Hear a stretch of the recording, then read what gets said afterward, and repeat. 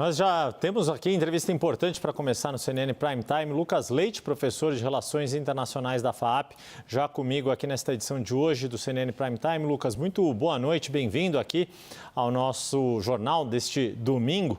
Queria te ouvir um pouco nessa linha, né? Não é de hoje que o petróleo determina decisões cruciais na geopolítica, mas dá para a gente dizer que é diferente? O que há de semelhanças e diferenças na decisão dos Estados Unidos neste ataque à Venezuela, que culminou com a captura de Nicolás Maduro e tudo o que Donald Trump disse em relação ao petróleo, de outras situações em que os americanos se envolveram em conflitos? Claro que a minha referência principal aqui é o que aconteceu no Iraque 2 décadas atrás, mais de 2 décadas atrás, mas o quanto o petróleo ainda é um fator crucial para decisões geopolíticas no mundo em pleno século XXI. Boa noite mais uma vez. Boa noite, Yuri. Obrigado pelo convite. É um prazer estar com vocês. De fato, o petróleo, e em especial a questão da energia, tem sido um dos grandes elementos do século XXI, em especial quando nós falamos de geopolítica, dos interesses dessas grandes potências. Hoje a gente olha, por exemplo, a questão da guerra russo-ucraniana, nós olhamos, por exemplo, a possibilidade de outras intervenções em outras localidades ligadas à possibilidade de exploração de petróleo, de gás natural e de outro tipo, outras disputas relacionadas, por exemplo, ao hidrogênio verde, outras como solar, etc. E a China tem se mostrado uma potencial liderança, principalmente nessa busca por energias mais renováveis e que vão, ao largo, vão tentar passar, na verdade, superar a dependência dos combustíveis fósseis. Essa discussão, ela parecia mais ou menos direcionada nesse século agora, no nosso século XXI, para a ideia de que os combustíveis fósseis fossem substituídos gradativamente, mesmo porque tivemos um governo Biden que era muito a favor do Acordo de Paris e as demais potências concordavam, na sua maioria pelo menos, com esse tipo de agenda. O retorno da agenda de petróleo, de energia ligada a combustíveis fósseis a partir da política externa dos Estados Unidos é algo mais recente da política de Donald Trump. Isso não quer dizer, por exemplo, que seja a mesma coisa do que aconteceu no Iraque e Afeganistão, como você muito bem colocou. Se a gente volta lá atrás, em especial ligado à questão do Afeganistão e depois ao Iraque, que é quem tem reservas de petróleo, o Afeganistão, que eu me lembre, não tem a exploração de petróleo, é um país que tinha problemas de infraestrutura muito mais sérios, a gente vai ter primeiro a questão do terrorismo sendo colocado. E também os grupos políticos que administravam os Estados Unidos naquele momento eram os chamados neoconservadores. Existia nesse grupo neoconservador um discurso muito forte da necessidade dos Estados Unidos assumirem um papel de mudar o regime nas potências, nesses países. O que significa isso? De levar a democracia, de mudar a possibilidade de quem é o governante, de levar eleições livres e coisas do tipo. Uma perspectiva, portanto, liberal, de uma transformação do sistema internacional rumo a um grande conjunto de democracias do mundo. Uhum. Esse discurso não está presente. Inclusive, se nós olharmos o discurso americano agora, de Donald Trump, a palavra democracia ela não consta em momento algum. Enquanto a palavra petróleo, por exemplo, ela foi dita mais de uma dezena de vezes. Uhum. Então, na análise de alguns pesquisadores, eu concordo com eles, o que a gente está percebendo agora é que os Estados Unidos estão reassumindo o seu papel de uma potência que é imperialista e que vai garantir os seus interesses, inclusive por meio da força. Só que sem aqueles elementos que nós poderíamos chamar de idealistas, lá do começo do nosso século, em 2001, 2003, com a invasão principalmente do Iraque, em que a justificativa passava pela retirada de Saddam Hussein, pela instauração de uma democracia e pela suposta liberdade do povo iraquiano. Há, novamente, essa tentativa de trazer essa liberdade do povo venezuelano, de que supostamente o regime tem uma série de críticas, e é verdade, é um regime cada vez mais autocrático, mas não há no interesse, pelo menos nesse curto prazo, nada que diga respeito à mudança de regime, por exemplo. Uhum. Pois é, queria pegar desse ponto, Lucas, que passado aí, já estamos no dia seguinte a este ataque, não só em função de tudo o que disse ontem Donald Trump, mas as indicações ali de que com a presidência interina, pelo menos na nomenclatura de Delcy Rodrigues na Venezuela, os Estados Unidos e o secretário de Estado americano Marco Rubio vocalizou isso, abrem uma porta para que seja mantido o atual regime chavista por meio de Delcy Rodrigues ou com quem o regime atual decidir seguir governando o país, mas que, a depender das negociações envolvendo a indústria do petróleo, os Estados Unidos podem aceitar. É isso que Donald Trump quis dizer com vamos administrar o país até uma transição aceitável do governo? Eu imagino que sim. Eu tenho lido dessa forma também, especialmente porque se os Estados Unidos quisesse, né, se Donald Trump tivesse a intenção de fato de acabar com todo o regime chavista, ele teria feito esse tipo de operação também com a vice-presidente e com outros, né, indivíduos e pessoas que estariam na liderança ali da Venezuela. Não foi o que aconteceu.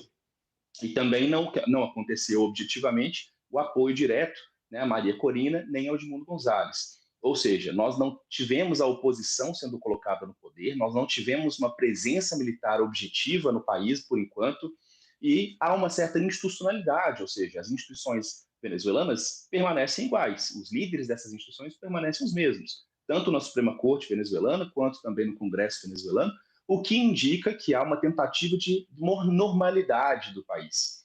E trazendo o que você colocou muito bem, essa normalidade ela faz muito mais sentido para os Estados Unidos, conectando com aquilo que eu falei da questão da mudança de regime. Ou seja, o objetivo não é colocar um regime novo que seja mais pró-americano, mas que haja uma anuência dos interesses americanos em relação à exploração de petróleo. Então, está colocado aqui o elemento da energia muito objetivamente.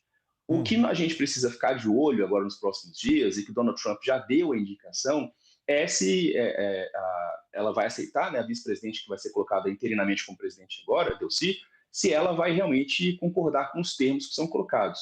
Por que eu digo que isso é uma dúvida? Porque ainda paira no ar a ideia de que foi uma decisão, a entrega foi quase uma entrega de Maduro, na verdade, que pode ter havido algum tipo de traição, pode ter havido algum tipo de negociação entre americanos e venezuelanos, para que Maduro saísse do poder de uma forma mais rápida, mais facilitada, justamente para que isso pudesse tirar essa ameaça americana constante e que aí, a partir disso, pudesse ser feitas negociações com os Estados Unidos a respeito da exploração de petróleo. Uhum. Ô, Lucas, deixa eu te perguntar então a respeito da situação de Nicolás Maduro, né?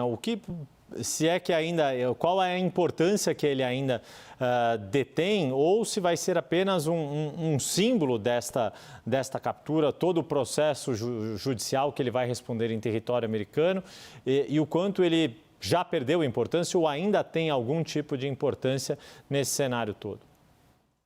Eu vejo a importância do Maduro hoje de duas formas. Uma interna na Venezuela, se houver tentativa de resistência mais ampla, enquanto mártir, enquanto exemplo justamente do poder do imperialismo americano. Então isso pode ser colocado dessa forma para mobilizar bases, para mobilizar milícias e ações desse tipo de resistência. De uma outra, eu vejo justamente sendo utilizada pelo governo americano enquanto demonstração de poder, de falar que a gente pode, né, como se os americanos falassem para nós podemos fazer o que nós quisermos, nós podemos agir da forma que quisermos, o que vale é o direito doméstico, o direito, portanto, às leis americanas, que nós, americanos, decidimos, e não que o direito internacional decide. Ou seja, a violação de soberania para os americanos não faz diferença, né? Essa lógica de que eles podem entrar no país, fazer o que quiserem e aplicar a sua legislação, as suas leis em relação ao indivíduo de outro país, para eles é o que seria o mais adequado. Então, nesse sentido, o Nicolás Maduro é muito mais um representante, pode virar um representante martirizado de resistência dentro do país, caso haja, e é provável que haja algum tipo de resistência, e é mais provável, ele seja utilizado justamente como exemplo para outros países da região, inclusive. Lucas, a gente também tem a expectativa de como esse assunto vai ser debatido no âmbito das Nações Unidas, reunião do Conselho de Segurança. Já houve posicionamento de praticamente todas as nações relevantes do planeta, tanto a Rússia quanto a China, mais próximas do regime venezuelano, condenando a captura e pedindo a libertação de Nicolás Maduro, algo que obviamente não vai ocorrer. Mas queria te ouvir não só dessa expectativa para o que vai acontecer no Conselho de Segurança, de como esse tema vai ser debatido no âmbito da ONU, mas como essas duas nações e os seus líderes, com as suas próprias questões também de invasão territorial ou de perspectiva de anexação territorial, me referindo aqui à Ucrânia, no caso da Rússia, e Taiwan, no caso da China, como que esses dois países, na sua avaliação, leem e interpretam o que pode se seguir daqui para frente na ordem mundial? Ótima pergunta, porque acho que a questão é justamente essa: em que medida os americanos, ao invadirem a Venezuela, sequestrarem um presidente de um governo soberano, e aqui, obviamente, eu não entro no mérito se ele é bom, se ele é ruim, se é adequado, se não é. Né? A gente está falando que são estados que no sistema internacional se reconhecem como soberanos e, portanto, respeitam alguns limites de atuação em relação ao outro. Quando os Estados Unidos faz o que faz, a indicação que ele dá é: essa é a minha área de influência, o hemisfério ocidental é onde eu atuo, e aqui mando eu. A ideia de colocar em prática a doutrina Monroe, né? A América para os americanos e tudo que traz junto essa construção retórica e prática. Quando Rússia e China enxergam isso, praticamente podem assumir, portanto, que a ideia de áreas de influência e, portanto, a ideia de que eles também são grandes potências e têm suas regiões, né, geopoliticamente definidas, que eles, portanto, podem agir da forma que quiserem.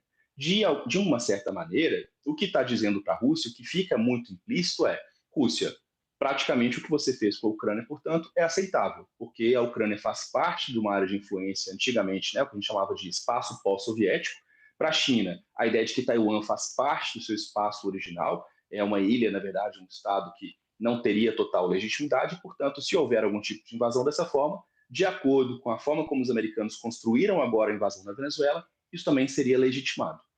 Isso, em última instância, é muito ruim para o sistema internacional, porque ele basicamente enterra tudo aquilo que a gente definiu em termos de normas, de regras, de leis, no que nós chamamos de uma ordem internacional, que é um conjunto de elementos que permitem com que os países tenham minimamente um grau de convivência adequado, civilizado.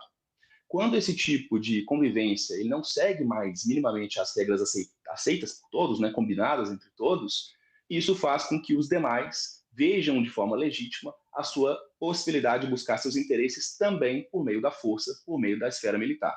Portanto, eu vejo que dessa forma, Rússia e China vão enxergar a possibilidade de atuação mais firme nos seus territórios, mas também acho que Rússia, em especial a China, prefere ainda, no caso da China principalmente, ainda prefere que haja algum tipo de respeito ao ordenamento internacional, porque é um país que tem ascendido, né, tem garantido a sua ascensão econômica muito pela parceria com os demais países, como da América Latina, da Ásia e da África, e menos por meio da imposição da força.